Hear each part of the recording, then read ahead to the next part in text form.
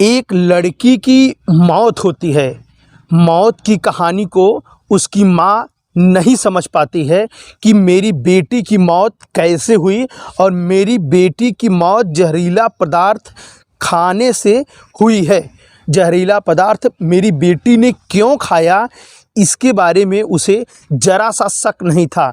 उस शक की सुई को वह कैसे समझ पाए, क्योंकि उसकी बेटी की आचरण में कोई कमी नहीं थी, लेकिन वह अपनी आचरण के करतूतों पे ज़रा सा उसे शक नहीं था कि मैं जो करतूत की हूँ, क्या मेरी बेटी की उस करतूत से उसकी मौत हो सकती है।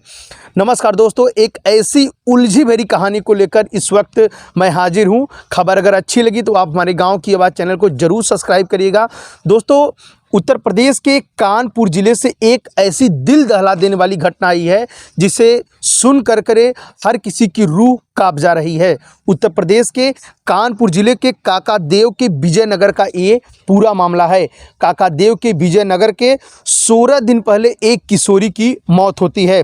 कुल मिलाकर के 19 फरवरी को इस मामले में पुलिस मुकदमा पंजीकृत करती है और इसके बाद मामले की पुलिस खुलासा करती है। लेकिन इस पूरे खुलासे से पहले क्या हुआ, चलिए उसे हम सिलसिलेवार आपको बता देते हैं।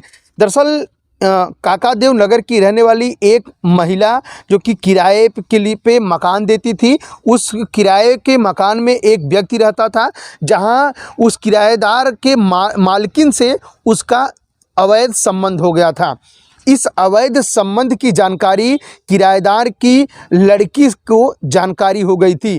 किराएदार की नाबालिग लड़की जैसे ही अवैध संबंध के बारे में जानी कि मेरी माँ के अवैध संबंध एक किराएदार से हैं, इस पूरे घटना का अश्लील वीडियो किराएदार और अपनी माँ का उसने एक मोबाइल में कैद कर लिया। इस मोबाइल में कैद का वीडियो जैसे ही किराएदार मतलब उसकी माँ के प्रेमी को पता हुई, वैसे ही उस लड़की को मतलब एक तरफ करने के लिए पूरे फिराक में आरोपी कमल मिश्रा जुट गया।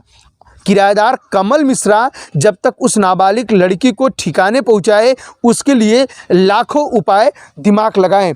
अंततः में उसका एक दिमाग का जो है कि कारगर हो गया। दिनांक 16 फरवरी को जहां नाबालिग लड़की की तबीयत खराब होती है, परिजनों के कहने पे नाबालिग लड़की को वह ले जाकर के दवा दिलाता है। दवा देने के बहाने विषैला पदार्थ की गोली डाल करके एक पानी में उसे पिला देता है। दवा के बहाने पिलाए विषैले पदार्थ से जहां उसकी तबीयत खराब हो जाती है, आनन फानन में किराएदार मतलब उसकी प्रेमिका और उसके परिजन ले जाके उसे अस्पताल ले जाते हैं। कुछ घंटे इलाज चलता है, उसके बाद उस लड़की की मौत हो जाती है। मौत के बाद जहां परिजनों में कोहराम मचता है और अंततः में उसके दाह संस्कार कर दिया जाता है। दाह संस्कार के बाद जहां उसकी मां आरोपी कमल मिश्रा के कमरे में जाकर देखती है तो उसके कुर्ते में एक विषैला पदार्थ की गोली मिलती है। जिस विषैले पदार्थ की गोली को शक की सुई उस मतलब कमल मिश्रा के ऊपर जाती है। पहले तो वो जाकर के नज़दीकी पुलिस स्टेशन में शिकायत करती है। 2 दिन जब पुलिस उसकी शिकायत को नहीं सुनते हैं, उसके बाद वो कमिश्नर के यहाँ जा कर के कार्रवाई न होने की बात कह करके ज़ोरदार हंगामा करती है। हंगामा इतना तेज़ करती है कि वो बेहोश हो जाती है। बेहोश होने की बात से वहाँ पे मौजूद एक कर्मचारी महिला अस्पताल में ले जाती है।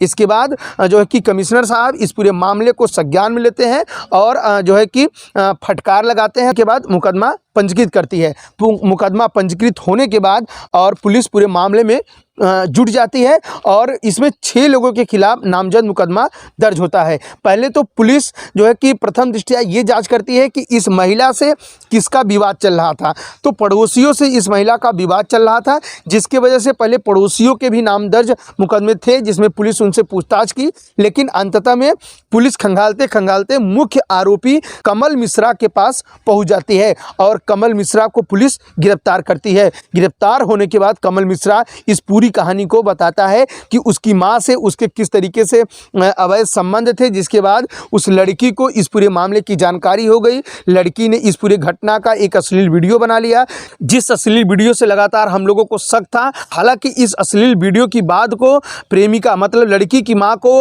आरोपी कमल मिश्रा नहीं बताया था, लेकिन लड़की को ठिकाने लगाने के लिए कमल मिश्रा ने ये पूरा खेल रचा। बहरहाल अपनी माँ एक लड़की को खोई है, वो भी अपने गंदे आचरण से, जिसको लेकर के आसपास में एक चर्चा है। और इस कहानी को पढ़ने के बाद हर कोई अपने दांतों तले उंगलियां दबा दे रहा है कि नाबालिग लड़की को किस तरीके से एक किराएदार ने उसी है, ये काफ़ी सोचने की बात है।